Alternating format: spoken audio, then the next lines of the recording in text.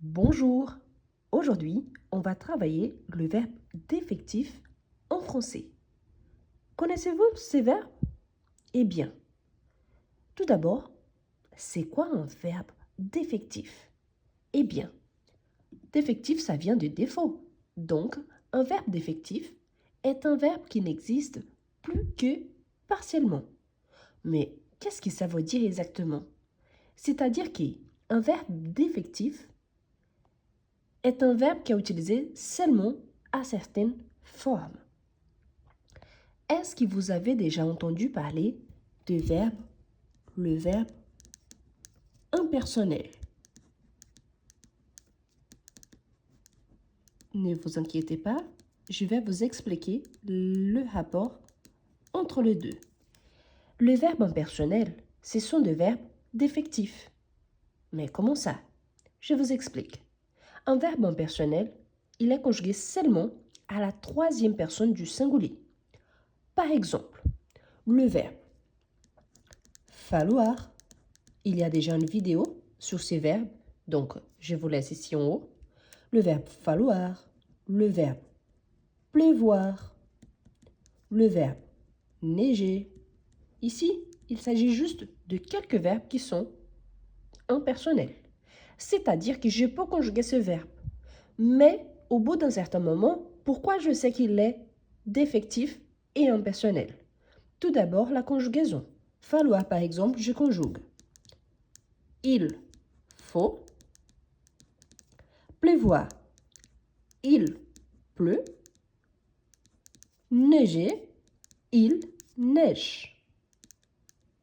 Par contre, ça n'existe pas. Je, tu, nous, vous, il au pluriel, ça n'existe pas. Je ne peux pas dire j'ai faux, par exemple. Comme ça, par rapport à ces verbes, hein, ça n'existe pas. Je pleut. Non, c'est seulement la pluie qui pleut. Donc, je ne peux pas dire, par exemple, je pleut. Pourquoi j'ai mis un S? Parce que des verbes irréguliers, normalement, c'est SST. C'est juste une question de logique. Mais non, ça n'existe pas, ni avec S, ni avec T. Je ne peux pas dire je neige. C'est seulement la neige qui neige. Donc, je ne peux pas dire je neige, même s'il s'agit d'un verbe régulier. Donc, non, ça n'existe pas. Donc, ces verbes, ils sont impersonnels, car ils sont conjugués seulement à la troisième personne du singulier, donc par conséquent, ils sont défectifs. En plus, ces verbes-là, je ne peux pas les conjuguer à l'impératif, par exemple. Ça n'existe pas. Pourtant, il y a d'autres verbes qui sont aussi défectifs. Par exemple, le verbe jaisir. Jaisir, c'est un verbe qui existe. Je peux le conjuguer au présent. Je peux le conjuguer à l'imparfait. J'ai un participe présent, mais il n'existe pas de passé composé, imparfait. Pardon, imparfait, ça existe. Mais passé composé, futur simple, ça n'existe pas. Donc, c'est un verbe défectif. Il y en a d'autres. Par exemple, le verbe faire rire. Il y a le verbe chaloir. Ah, mais ces verbes-là, je ne connais pas trop. Ce n'est pas grave. L'important ici, si vous ne connaissez pas, je vous invite à regarder la définition, soit en ligne, soit sur un dictionnaire.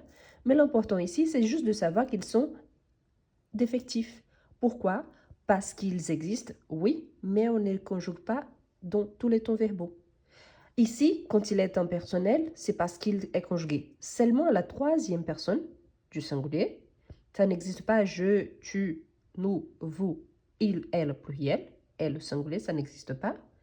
Ici, ça existe par exemple, je peux conjuguer dans toutes les personnes du présent.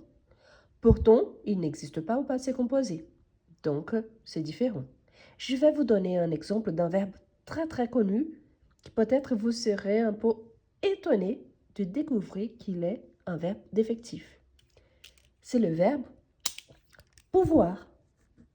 Et là, peut-être vous me posez la question, mais comment ça? Pourquoi le verbe pouvoir, il est défectif? Et je vous explique. Le verbe pouvoir, je le conjugue toutes les personnes. Hein? Je peux, tu peux, il peut, nous pouvons, vous pouvez, ils peuvent. Je peux le conjuguer au présent, au passé, au futur, il n'y a aucun souci. Sauf que le verbe pouvoir, il n'y a pas d'impératif.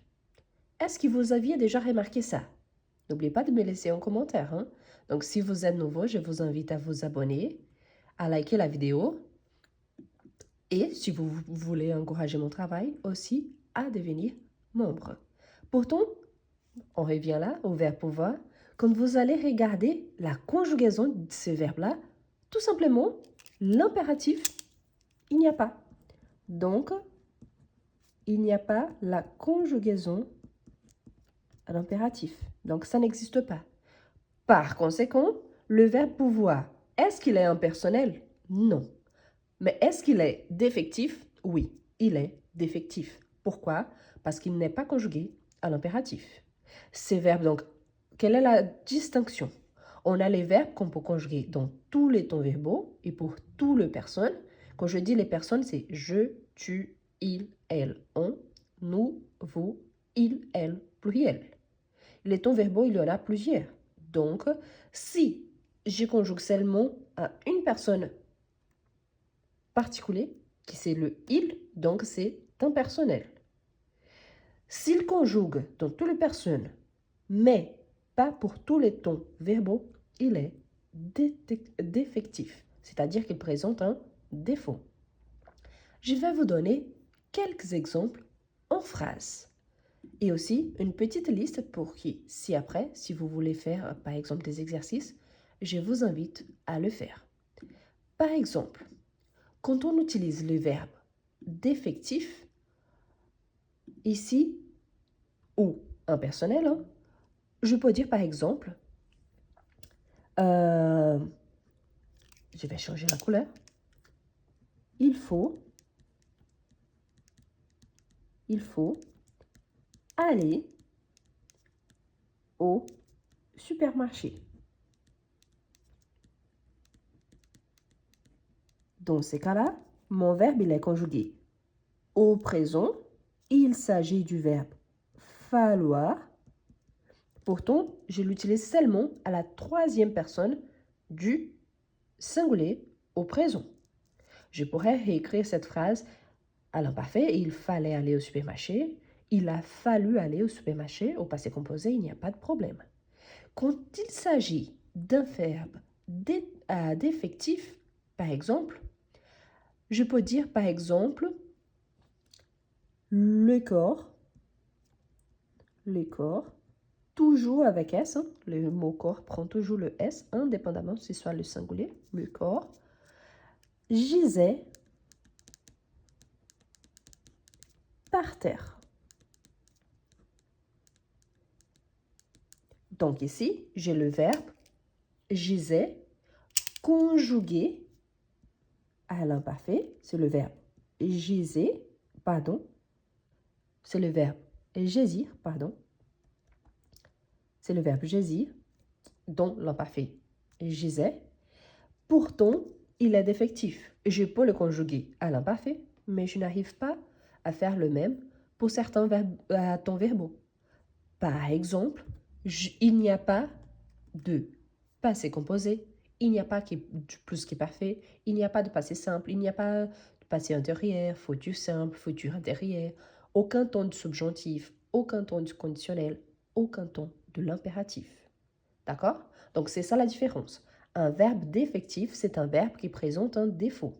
Soit tous les verbes impersonnels sont défectifs, mais pas tous les verbes défectifs sont impersonnels. Le verbe pouvoir, c'est un verbe qu'on considère en français que c'est un verbe semi-auxiliaire. Qu'est-ce que ça veut dire? C'est-à-dire qu'il a besoin d'un autre verbe pour exister. Par exemple, je peux comprendre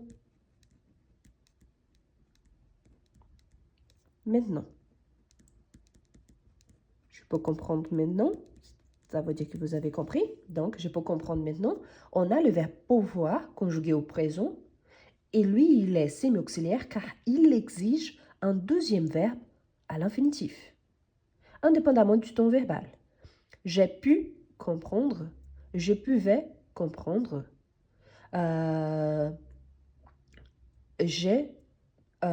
J'avais pu comprendre. Je peux utiliser le passé composé, l'imparfait, le plus que parfait. Le futur, je pourrais comprendre. Les conditionnels, je pourrais aussi, mais avec S à la fin, je pourrais comprendre. Je peux conjuguer, sauf qu'il n'y a pas l'impératif. Par conséquent, il est aussi défectif. Donc c'est ça le plus important. Tous les verbes impersonnels sont défectifs, mais pas tous les verbes défectifs sont impersonnels. On a le verbe qu'on peut conjuguer, pourtant, à un certain moment, ces verbes-là ne présentent pas certains tons verbaux, donc ils sont tous défectifs. Laissez-moi en commentaire si vous connaissiez ces sortes de verbes, si vous étiez déjà habitué, si vous avez déjà eu de difficultés avec ce verbe-là. Je vous invite une fois de plus à vous abonner, à liker la vidéo et à la partager avec vos amis qui souhaitent aussi apprendre le français. Si vous avez bien aimé et si vous avez envie de contribuer avec mon travail, vous pouvez soit devenir membre en appuyant sur rejoindre, soit en appuyant sur l'option merci et en faisant un petit don. Je vous remercie énormément pour encourager mon travail et je vous laisse une prochaine vidéo. Merci beaucoup et à la prochaine!